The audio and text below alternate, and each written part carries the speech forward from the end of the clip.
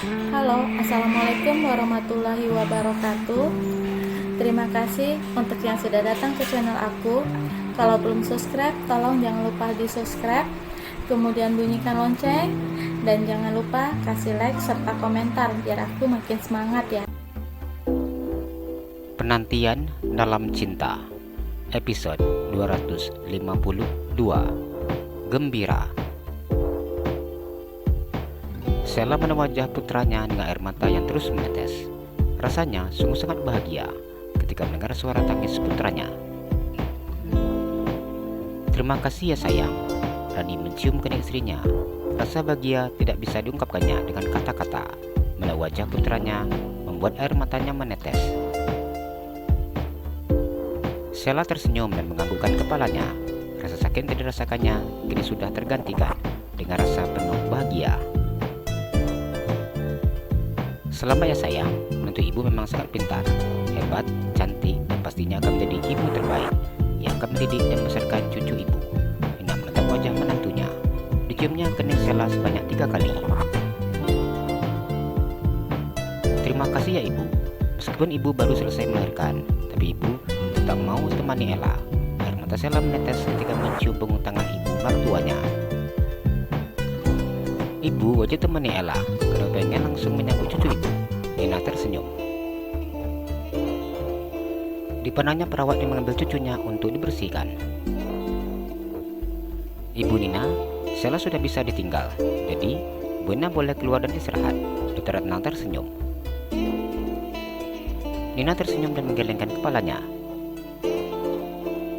"Saya hanya duduk di sini, jadi tidak lelah," jawabnya. Ia masih ingin bersama dengan menantunya dan menemani di sini. "Apa Mas Randi ingin keluar? Bila ingin beristirahat di luar, boleh, silahkan." Dokter Ratna Malang Randi. "Saya akan mengazani putri saya terlebih dahulu. Saya akan perkenalkannya dengan kakek buyut dan juga neneknya," ucap Randi. Senang sekali bila melihat ibu mertua dan menantu sangat akur seperti ini. Terasa sangat adem. Jujur, saya merasa iri karena mertua saya tidak seperti ini. Mungkin karena suami saya banyak saudara, sehingga ada label menantu kesayangan. Ketika saya masuk kategori menantu yang tidak dihiraukan. Dokter Ratna tertawa dan malu sendiri ketika tanpa sadar ia curhat seperti ini. Rani diam menang ibunya. Dulu nasib ibunya lebih menyedihkan daripada Dokter Ratna. Ibunya menantu yang dibuang. Menjalani beratnya hidup sendiri dalam kondisi hamil, bahkan sampai melahirkan sendiri. Hidup sebatang kara yang hanya memiliki seorang anak saja, hingga ibunya tidak pernah menikah dan fokus untuk membesarkannya. Rani memegang tangan ibunya dan kemudian menciumnya.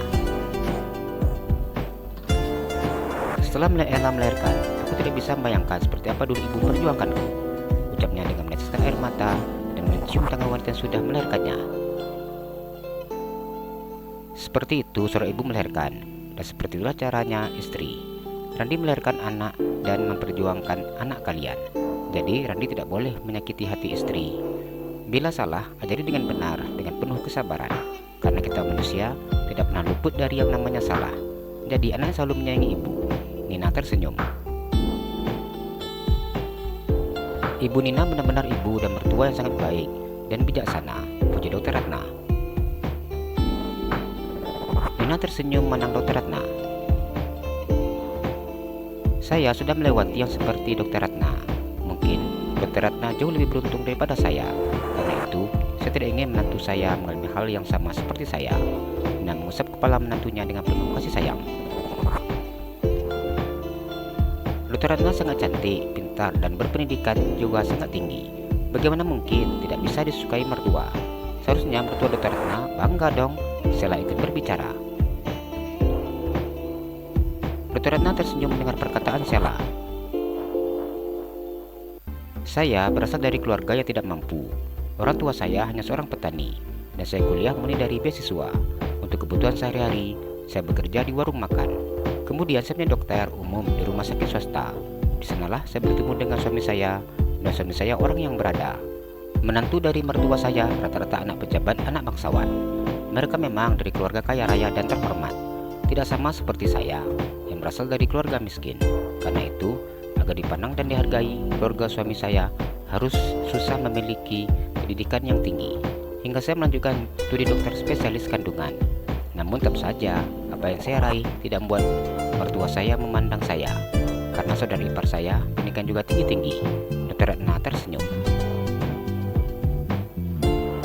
Selalu aja ada yang seperti ini, Randi berkomentar.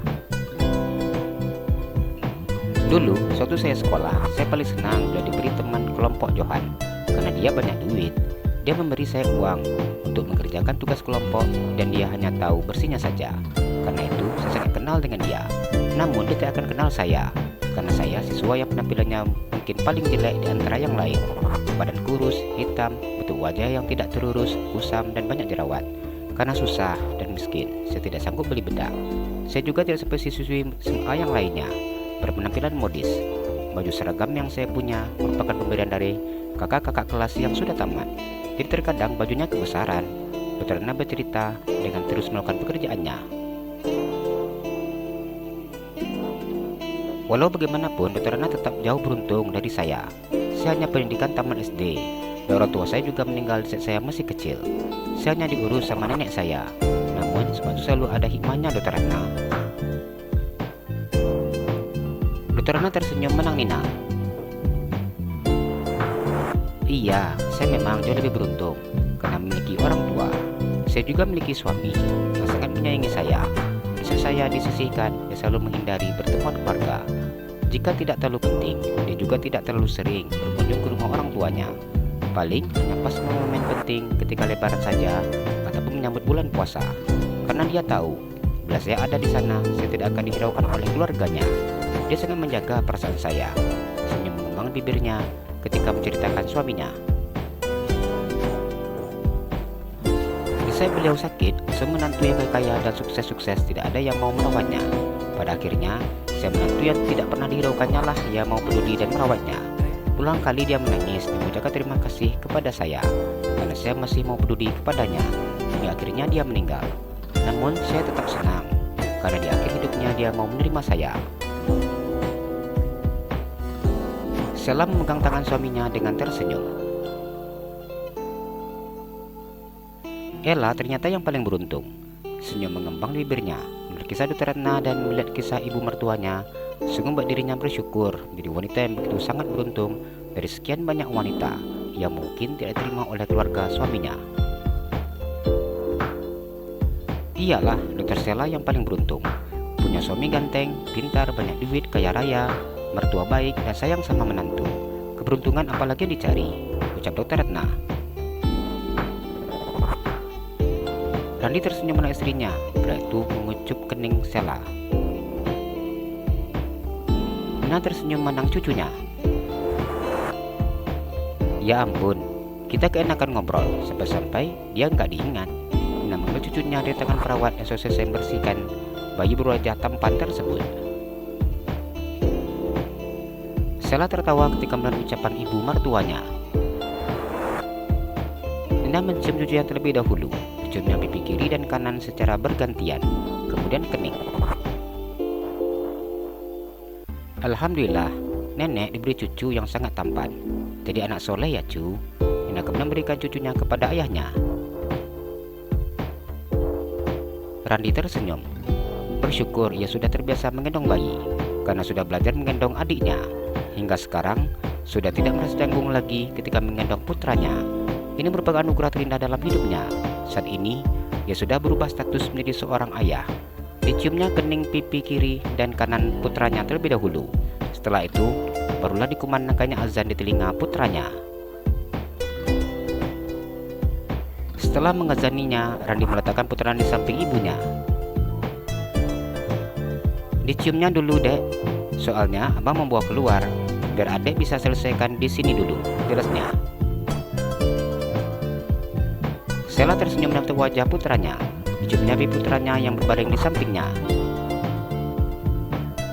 Nanti kalau mami sudah siap, kita main-main ya dek. Ia kemudian persilakan suaminya untuk memperkenalkan putra mereka kepada kakek serta nenek Iyut dan kakek Iyutnya.